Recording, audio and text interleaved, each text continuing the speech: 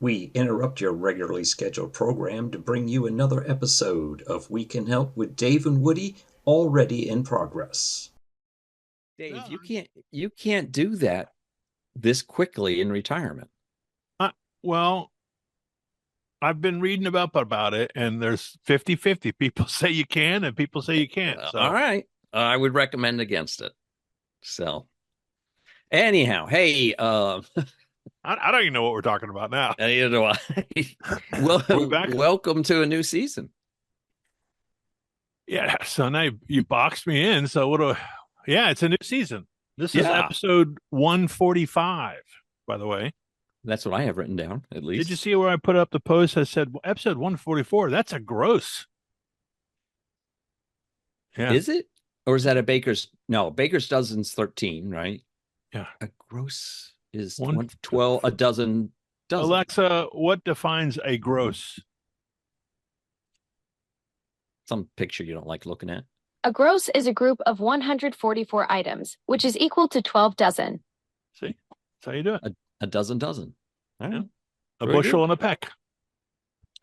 Oh, All don't right. even start. Well, we have a special week going on. Why are we doing this early again? Oh, I got a meeting tomorrow. Yeah, you're the one who has to It's do it. not my big meeting though. This is the board meeting for the clothes closet and food pantry. How long are it's- you going to hang on to that gig? I think I'm in it through I think my anniversary is February, Okay. and I can't remember if it. I need to this board meeting. I'm going to look at the bylaws again because we just revised them and see when my term's up. I think they do 3 years, and then they give me an invite if they want me back. Will you Right. serve another 3 years? And then I have to get out after that. You got to give him the shirt off your back. Yeah, I don't know what I'm going to do. I'm gonna pray about it. We're going through some big steps right now, so we'll go from there. The shirt off my back, yeah. Yeah. Okay. Come on, man. That was good. It wasn't gold.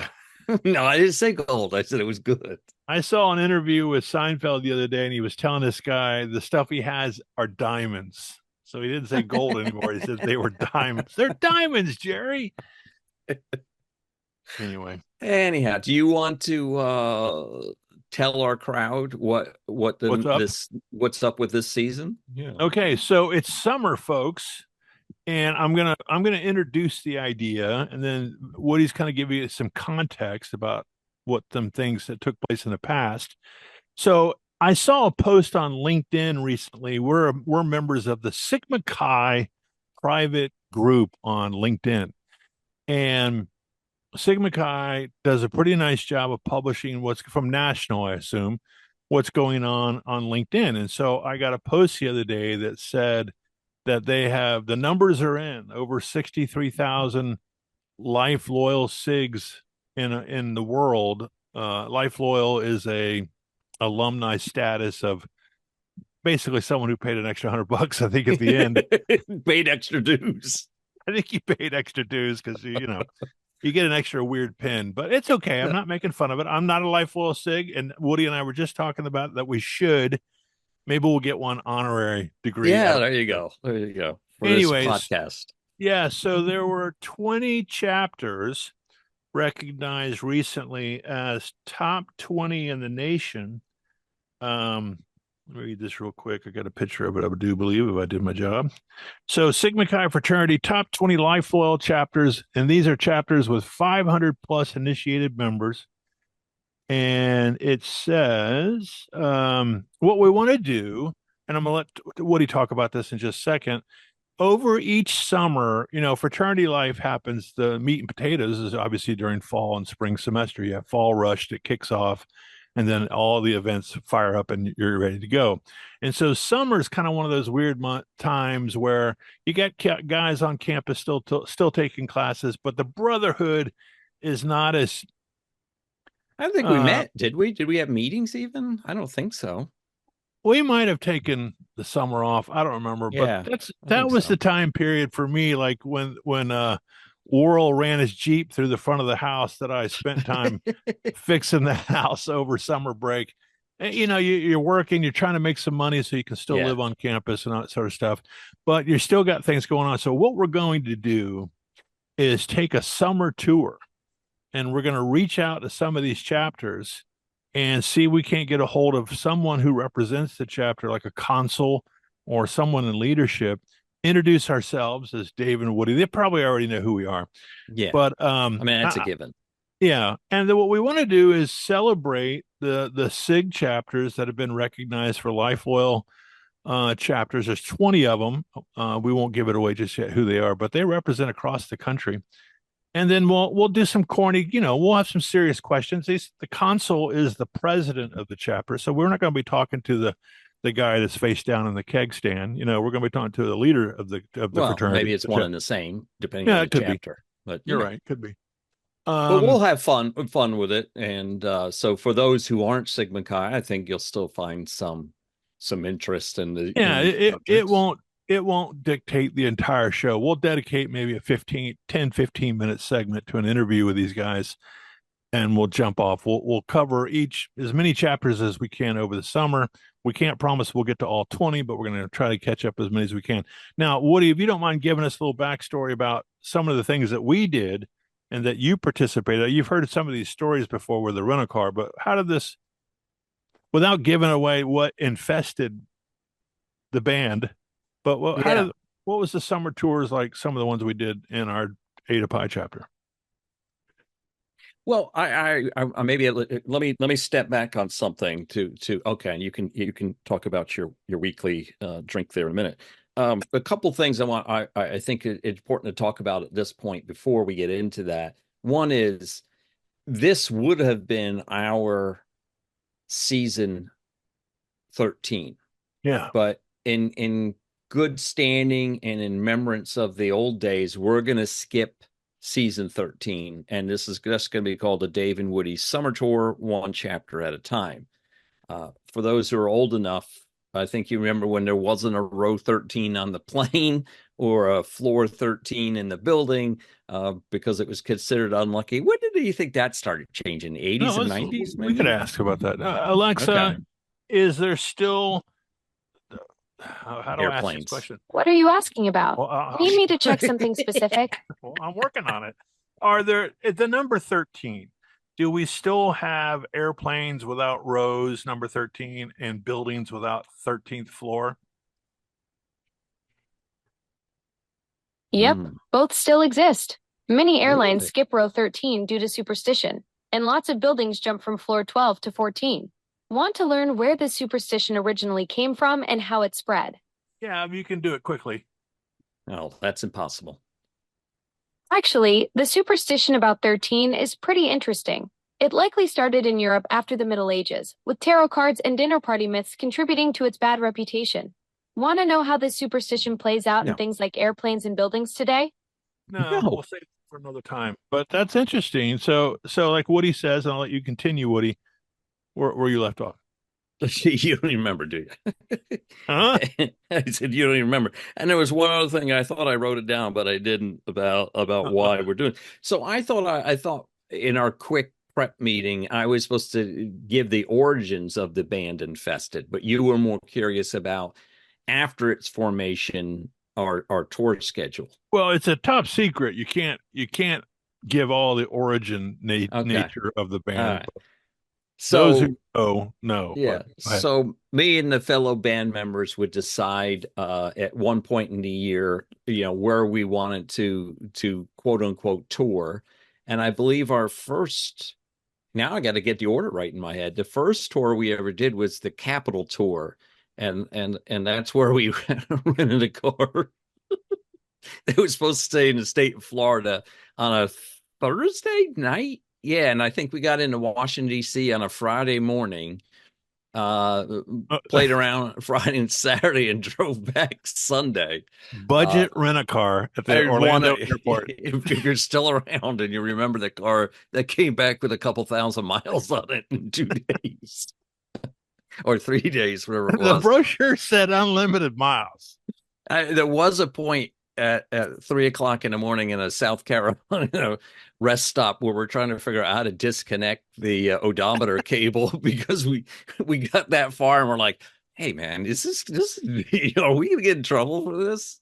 But we never were smart enough to know how to disconnect it, even though looking back, it's just as if Phillips screw is all it would have taken, but in older cars. But nonetheless, so that was called our Capital Tour. I think the following year we did the Lone Star Tour, which by name you can probably tell we toured the state of Texas. We flew into Dallas, drove to San Antonio, then over to Corpus Christi and Houston, and then back to Dallas on that trip. All in one rent a car. Were there chapters that you were visiting, or you were just No. Well, it was summertime, and like you just got done talking about, chapters weren't. In fact, I do remember when we did the Capitol tour in DC, we went by the Georgetown chapter house, and there were like two guys, and they're like, yeah, look around. It was basically was, and they had like a basement party room that just reeked of stale beer. You know, it was just nasty smelling down there. So that one we did, but I don't recall doing it in on any of the other ones. And then there was we did the Lacuna Ambush tour, which was LA. We all flew out to LA, although I was a day or two late, and the band ran up to Las Vegas and back before I got to town. So I missed the Vegas portion of that leg of the trip. But they crossed the desert without you. Yes, without me, and had a night in Vegas. So we did that, and then I'm sure I'll pay the price for this later. I think they did one without me, and then we all got girlfriends and graduated. Yoko Ono broke up the band. So like the importance of doing we did, I don't know if we considered that. We went to San Francisco during the World Cup, but I don't think we considered that a tour, because it was kind of sporadic, and we were in and out kind of just to go to the games and stuff like that. So not sure we ever officially named anything else beyond those three, but I'm sure I'll hear from someone. So that's where the summer tour idea came from. And I think we've talked about it on this show, but this is kind of a prophecy. We kind of prophesized this, Dave. Do you remember at the jazz concert? So I do remember the jazz concert, and there were French fries involved or something like that, and wine coolers. Yeah, and whatever was left in the fridge that evening when we went, you talked us into going to some jazz concert on the green. Yeah. So I noticed it was free, and someone brought beer. So you're saying, go ahead. I'm not so this won't be funny to anybody on the show other than maybe the other person that was with us, but we started talking about doing a fundraiser, going chapter to chapter along the East Coast, and kind of suckering the chapters into raising money, and then taking like a stipend of 80% off those things to fund our road trip. Our road trip, and we kind of got into a giggle fest. Is essentially what happened. To the point that the people in front of us turned around and asked us to stop laughing. Which, how do you do that? Once you're going strong. Well, once you've had three bottles of James wine coolers in you, who knows what's going to happen? Right. All right. Well, I got the list right here. Sigma Chi fraternity top 20 life loyal chapters. Looks like Purdue is number 1. Missouri S&T is number 2. Tulsa, Science and Technology. That's right. Emory-Riddle. It's good to know. We had great friendships with our brothers over at Emory-Riddle. They would come over to visit us at UCF. I went to high school across the street from Emory-Riddle. Yeah, aeronautical. Right. University. Bradley, which turns out it's in Chicago. Did it say Chicago area? No, now you screwed York. it up. Peoria, Illinois. Illinois. Yeah. Whatever. It's Chicago. Furman, which I believe is in South Carolina, Sakalana. And then Washington State, Illinois, fighting Illini, and Ball State. That's where I think Dave Letterman went to Ball State. Indiana. Oklahoma State. Then it jumps around to Southern Cal, Florida Southern, Clarkson, Northwestern, Drake, and Kettering, Kansas, Miami of Ohio, part of the Triad, San Jose State, and Austin P. I always thought Austin P was a cool name. Where is that? Is that North Carolina? Austin P. I have no idea. Alexa, where is Austin P University? Austin P State University is in Clarksville, Tennessee. So close. Clarksville. So that's the top 20 list. Whether or not we get to all of them, we're going to do our best. I doubt it. Help me out. How were they ranked? What was the ranking or the? You probably mentioned it, but I was not paying attention. It's okay. The top 20 life loyal chapters. And they don't really give you a criteria to how that met? Well, it says the numbers are in with more than 63,000 plus life loyal Sigma Chi brothers across the world. These chapters are leading the way to see the full rankings and to become a life loyal Sig. So life loyal Sig is an alumni push from the national chapter to, one, maintain some dues coming in, I'm sure. Right. But the reality it's a one-time payment. Yeah. It's really about keeping brothers connected. Yeah. And life loyal SIGs, each chapter, I assume, is not pressured, but encouraged to build out their alumni status with life loyal SIG. So any reason our chapter's not on that list? I didn't make the top 20. I don't know what the final well that's where I was going, Dave. Yeah, I don't want to go there. We'll get to some of that questioning though when we talk to these guys. Maybe they've got some insight on how to avoid, certain not getting on how not to get on. Don't steal the thunder there. But anyway, so if any of you guys hear about this and we're coming to your town, David, and we're not limited to that top 20 too. If there's someone out there listening that would like to have their chapter, recognized this season, let us know. And we'll try to I'll tell you what, why don't you do a little legwork at NC State? There's probably a chapter at NC State. And I know I've got a UNF chapter and JU chapter we should probably talk to anyway, because we what's that word called? We installed. You and I were part of the infested team installing JU's chapter. That is true. In fact, I built their box. Their box. Yes, you did. You and the German kid. The Venezuelan. Venezuelan? Why do I always think he's German? What was his first name? What was his Hans. first name? Yeah, come on now. No, he was German. All right. That's why I was like, and I know you've corrected me in the past many times, but I always think that. But for today, unfortunately, we don't have any guests lined up on that subject. So it's just the usual witty banter between ramblings. Rambling. Yeah, although I had my glasses look foggy, but they're not. I don't know what's going on. Your nose. Anyhow, maybe it's that sun coming through. I had a visitor this past weekend. Yes, this past weekend I had a visitor. You're not going to guess who it is. Is it a disease or a person? No. A returning visitor. Was it the clap? What are you talking about? No. So I'm getting ready to work in the yard, and I went out and opened the garage, the big garage door, the one the cars drive, that one. And I came back inside for whatever reason, or either that my daughter left and left the door open, whatever the case is. It had been open for a little bit. And so I'm like, oh yeah, I'm going outside now, or whatever, to my wife. And I opened the inside door to go into the garage, and literally standing in front of me, looking as if they wanted to come in the house, was a fawn.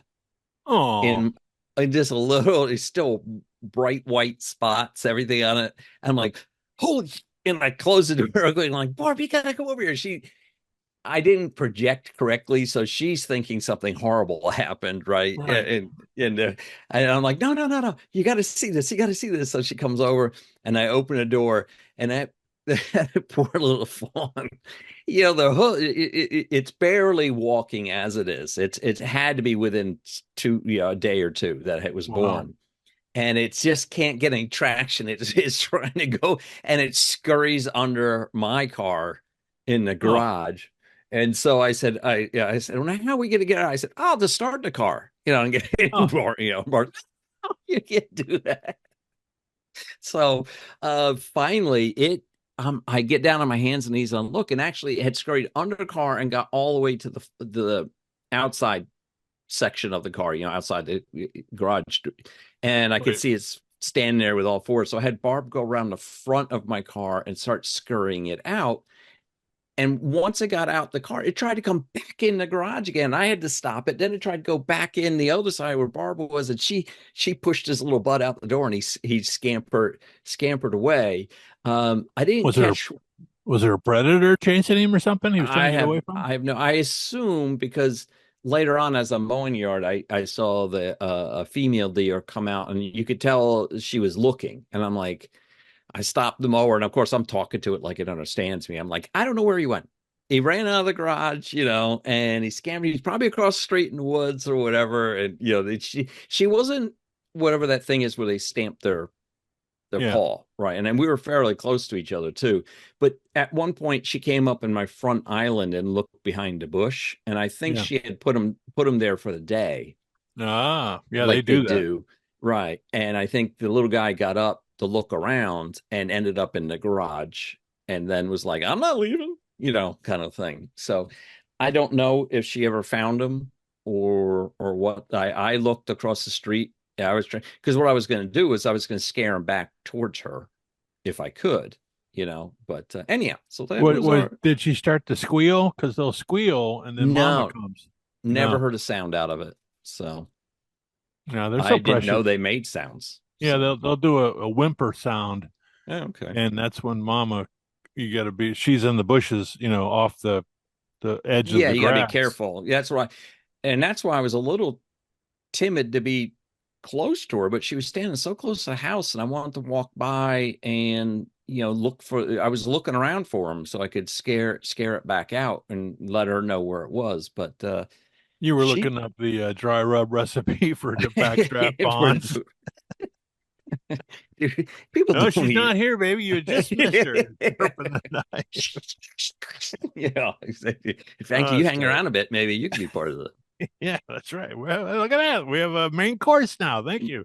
I don't deny anybody who hunts and eats their hunted, their prey. I could never do it personally. It's just one of those things I can't do. I've told you that story. I've never shot a deer. I spent a significant amount of time shooting hogs and turkey and dove, but they're like cute. Big puppy dogs. Yes. I always say if you're going to be a rodent in this world, be a cute looking rodent, right? Yeah. People have no problem killing a rat, but when it comes to the cute little mouse or we've got a husband and wife that caretakes for opossums. Well, they're very good for your neighborhood. But they creep me out. I've been not afraid of them, but just creeped out. But this guy swears by them. Yeah. They eat ticks and they eat all the kind of bad, I think, poisonous snakes. And they keep rodents away. What creeps me out is when the mom is roaming around with like 12 kids hanging on her. Yeah. There goes the neighborhood. Yeah. The possum are moving in. Yeah, I've heard that about possum too. And that's another show. Not my show. That's on another network. Anyway, so thanks for asking, Woody. What am I drinking? I think that was nice of you. Well, you could have asked me what you're drinking.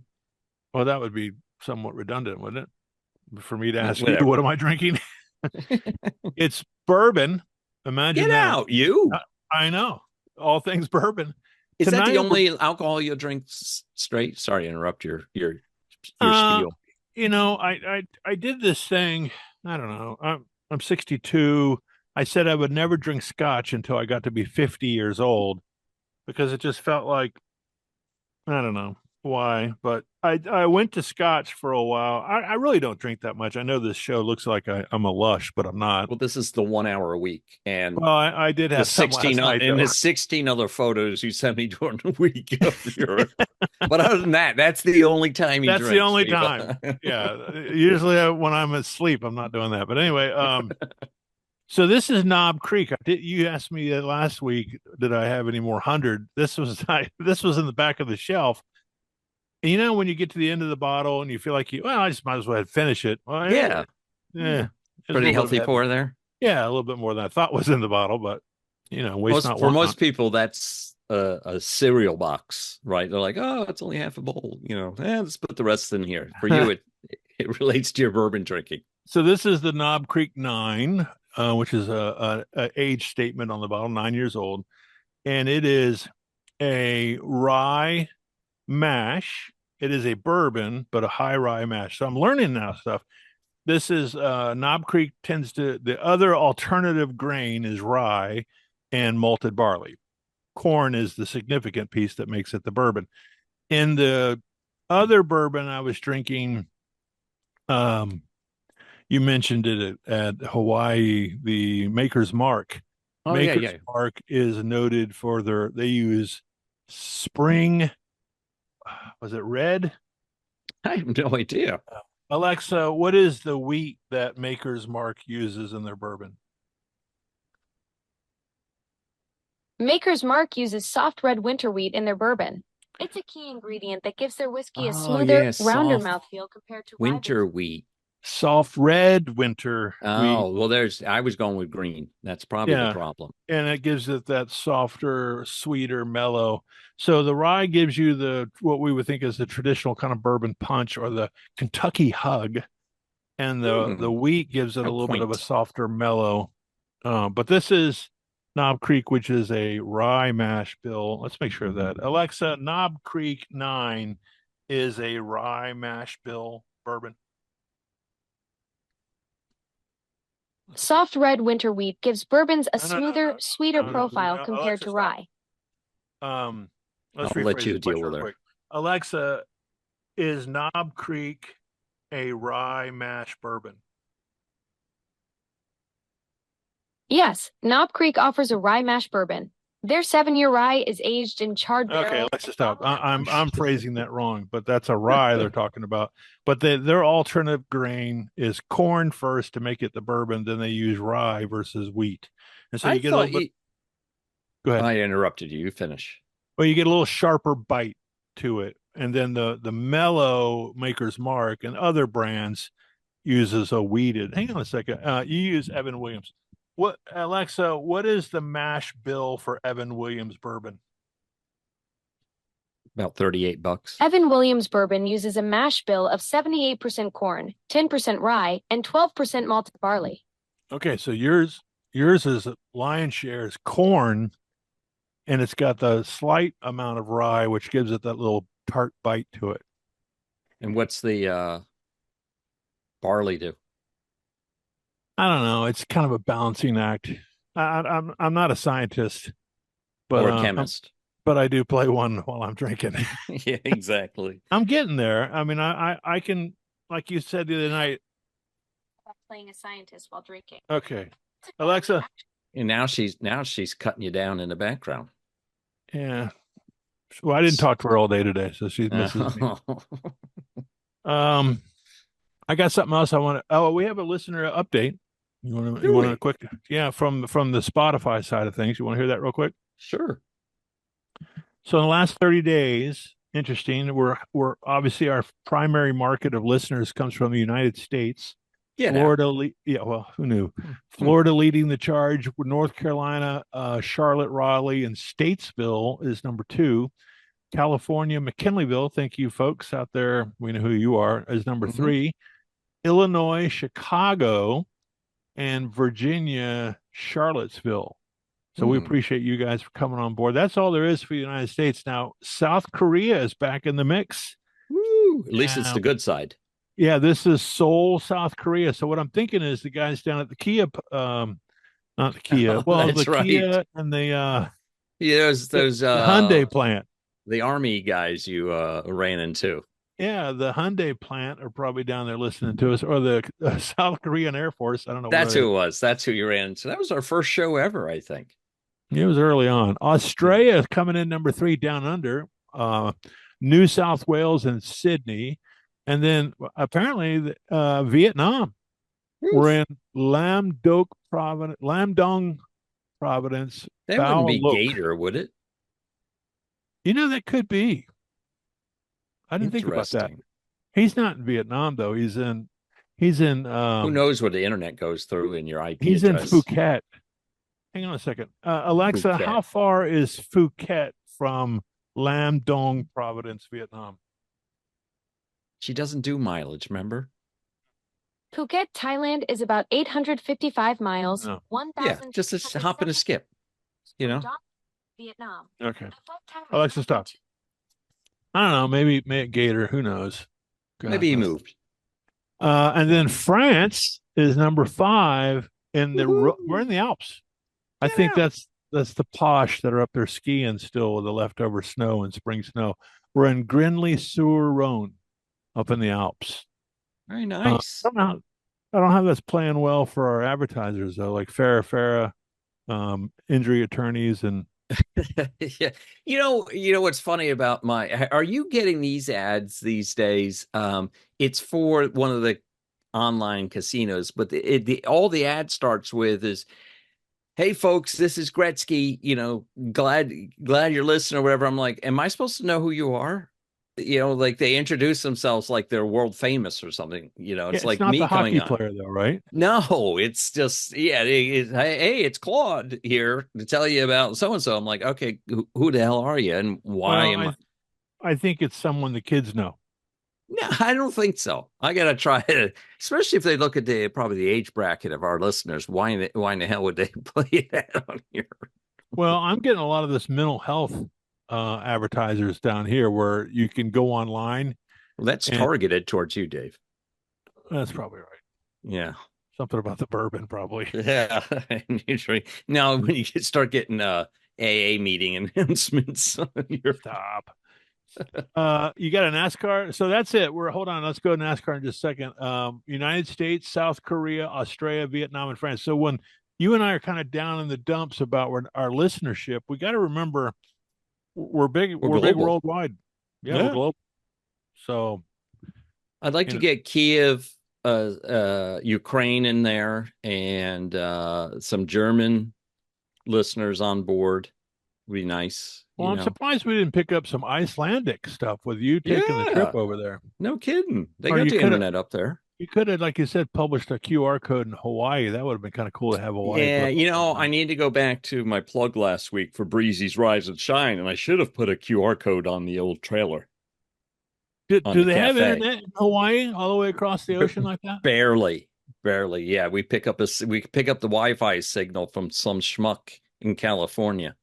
He's trying to figure out why his internet bill so high. I guess it's satellite out there, right?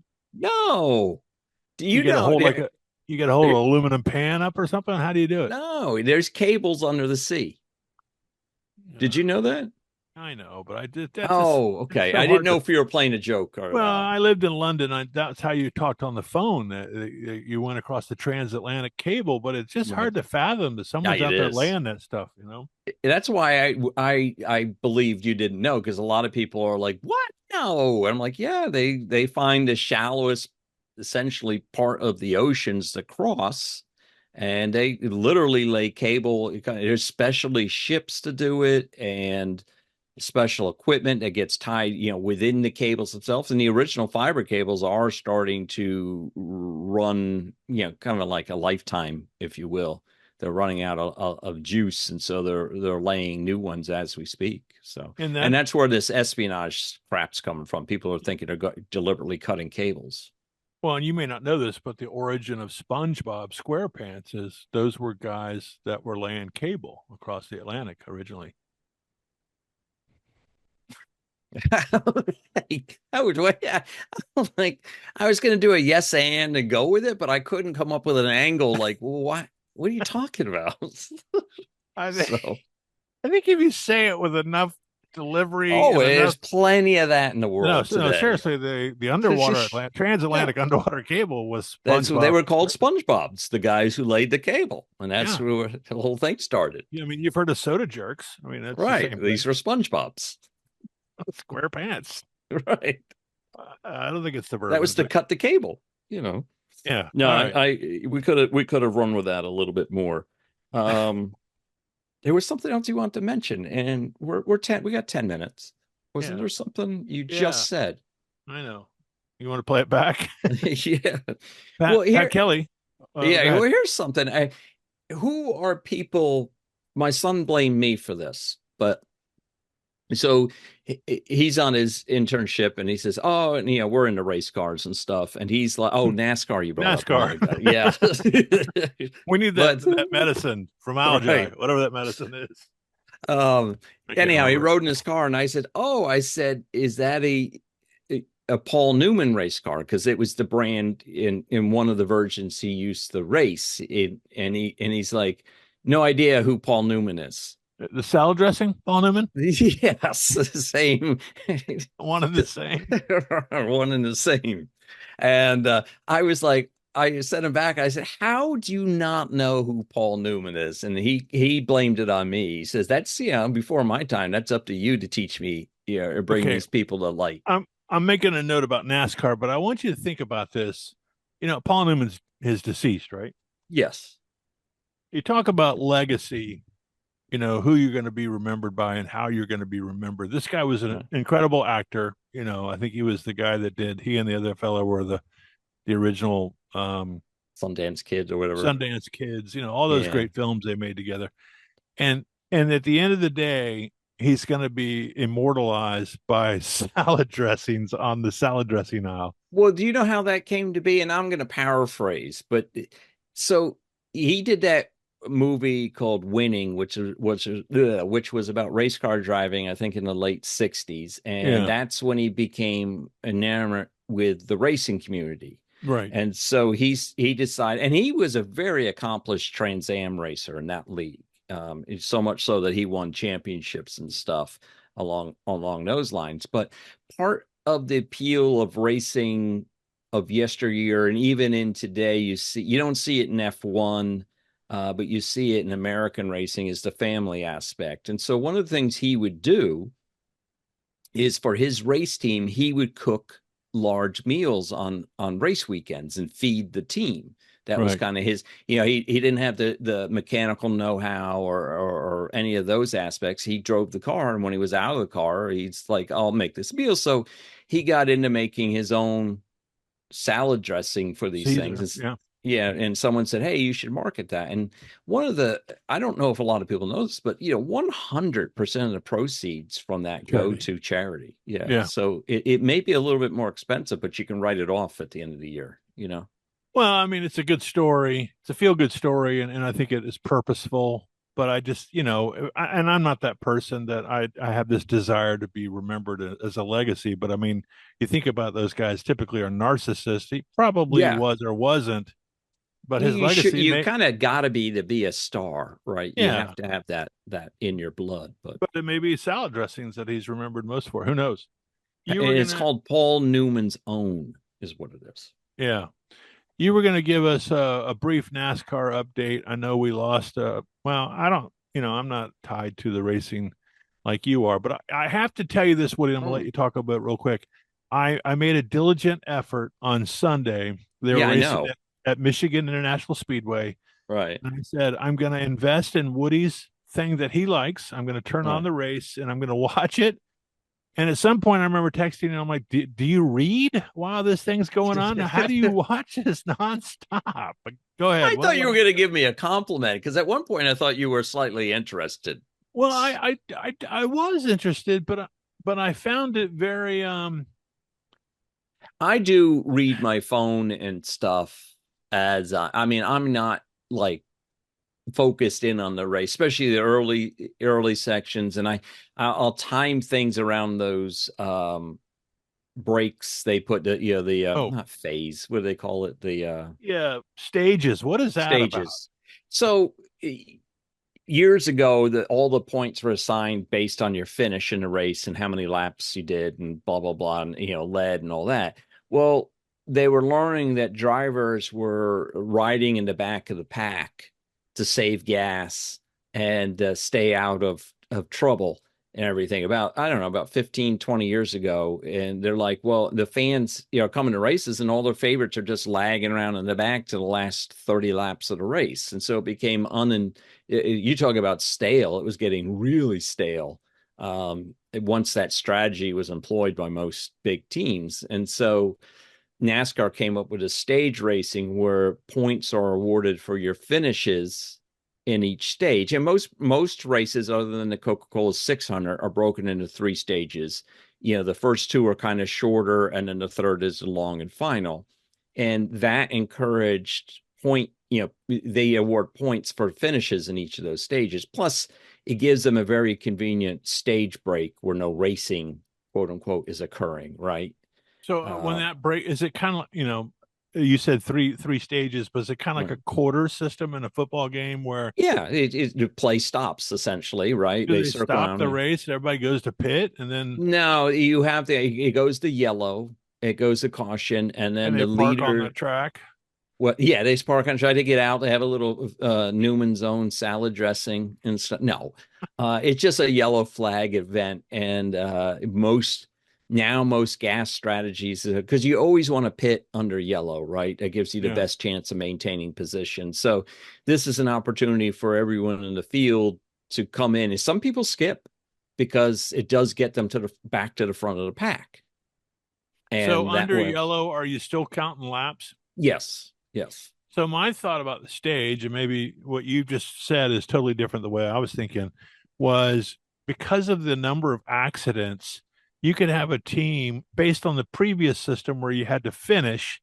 Mm-hmm. You could have teams that would enter and be in wreck after wreck after wreck and never finish and earn points. And so this gave early race participants stage 1, they could win or be in the top 5 of stage 1, and then stage 2 wreck and be out of the race, and they're not totally a waste for their sponsors. Right. Exactly. So that's what I was thinking was going on. But there is a little both. I've enjoyed it. I don't like how long the stage break is, though. It is a good 10 to 15 minutes by the time, because what they do is as soon as the stage is over, they go to commercial. Yeah. Then they come back and the front of the pack all pit, right? Go through the pit stops. Then it goes back to commercial, and then it comes back to start. And it's like, come on, one good commercial break is fine. Let's get this race going again. They'll depending on the track, they'll burn off 8 to 10 laps before they get back racing again.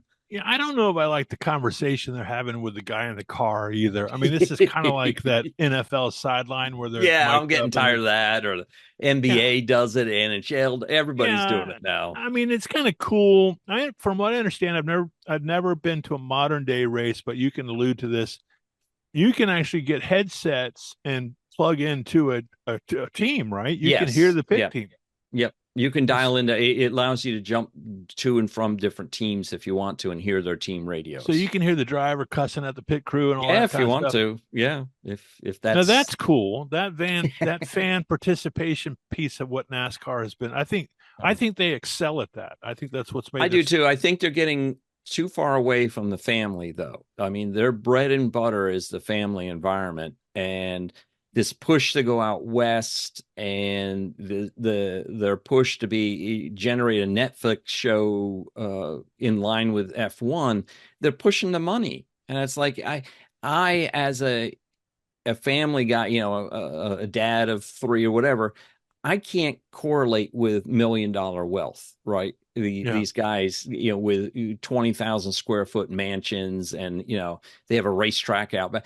No, highlight the family aspect of it all, and that angle. And they're one of the few racing platforms that is very close to the fan base, right? If before the race, they essentially almost allow everybody onto the starting grid to walk and meet the drivers. Yeah, that was pretty cool. And things of that nature. The stands and everything is set up for families. You can bring food and stuff with you in the stands, that, because your kid's going to run you dry if you're stuck buying stadium food the whole night. So go ahead. No, I just wish they would get more back to the family aspect of that racing. Well, the other thing I noticed too, and I'm not being critical, is just I'm relatively new to the sport from a spectator standpoint. I mean, I've known about it all my life. Grew Right. up right across the street from Daytona Beach, so to speak, down the road from it. So I'm aware of what's been going on. But Michigan Speedway, if you notice, the stadium portion of the Speedway is really, I don't know what turn it is or what it's the finish start line basically, but the grandstands only occupy Small, not even yeah. not even a third of the whole track, Well, don't forget it's a 2.5 mile or 2 mile track. So even a small section is quite large, but you're right. I know what you're talking about. Yeah, and each track is its own little, thing. It just seems like, but it's got an incredible infield. To your point of being a 2 mile track, the infield is enormous. You can see those 55-foot trailers out there all stacked next to each other and then some. So as opposed to Daytona Beach, where the infield is enormous too, but it's not quite the same setup as it is at Michigan. What's the oval or the track at Daytona? How big is it? 2.5.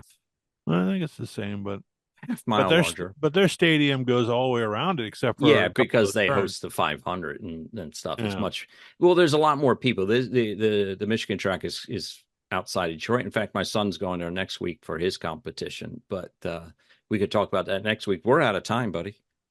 Yeah, I was watching that. Anyway, good show. Look for us if you're watching us here on where are we? YouTube. Please consider subscribing and clicking the subscription button. It can do nothing but help us. Doesn't hurt you at all. We won't solicit you to do anything weird other than what we do on the show. And of course, if you listen to us on Spotify, Spreaker, iHeartRadio, wherever you listen to a podcast, please like and follow us there.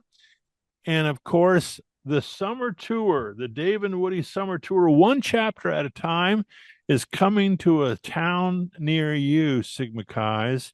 So be ready and be ready to answer some tough questions about the founders and especially the recalcitrant six.